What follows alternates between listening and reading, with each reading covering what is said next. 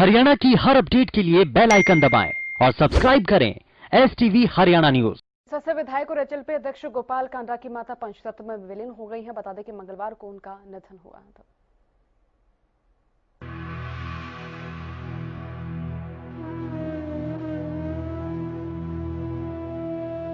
सिरसा विधायक एवं हरियाणा लोकहित पार्टी के प्रमुख गोपाल कांडा की माता श्रीमती राधा देवी का मंगलवार को निधन हो गया। उनके निधन के बाद पूरा कांडा परिवार शोकाकुल है। हो भी क्यों न, वो परिवार की सबसे मजबूत कड़ी थी, जिन्होंने सबको एक साथ जोड़े रखा था, चाहे वो समाज सेवा के लिए हो या फिर परिवार को एकजुट रखने के लिए। श्रीमती राधा देवी कांडा का जाना कांडा परिवार के लिए अपूर्णीय क्षति है।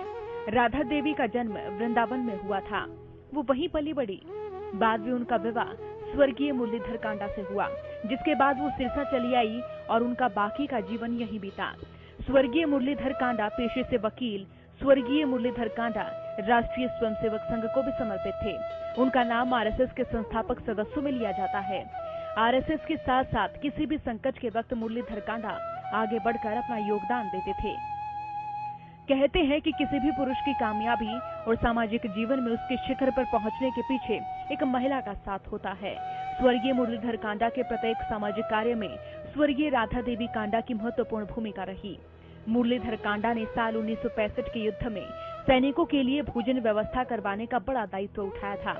उस वक्त भी राधा देवी कांडा की बड़ी प्रेरणा शक्ति उनके साथ रही। साल 1978 में मुरलीधर कांडा का असामयिक निधन हो गया। इस विकट समय में अपने 5 बच्चों को पालने की बड़ी जिम्मेदारी राधा देवी के ऊपर आ गई। उन्होंने इस फर्ज को भी पूरी शिद्दत से निभाया।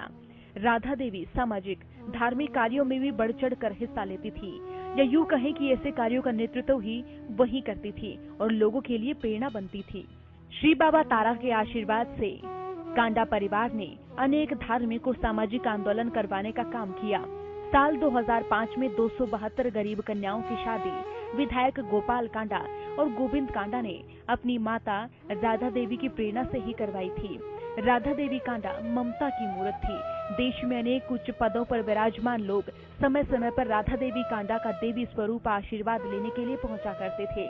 समाज की सेवा के लिए ही अपने पुत्र गोपाल कांडा को साल 2009 में श्रीमती राधा देवी कांडा ने राजनीति में आगे बढ़ने का आशीर्वाद दिया। इस आशीर्वाद की बदौलत ही निर्दलीय चुनाव मैदान में उतरकर गोपाल कांडा ने जीत का परचम सिरसा की सीट पर लहराया और साथ ही गृह राज्य मंत्री का पद भी प्राप्त किया। श्री बाबा तारा चैरिटेबल ट्रस्ट और स्वर्गीय मुरलीधर कांडा मेमोरियल ट्रस्ट राधा देवी की प्रेरणा से ही बनाए गए थे।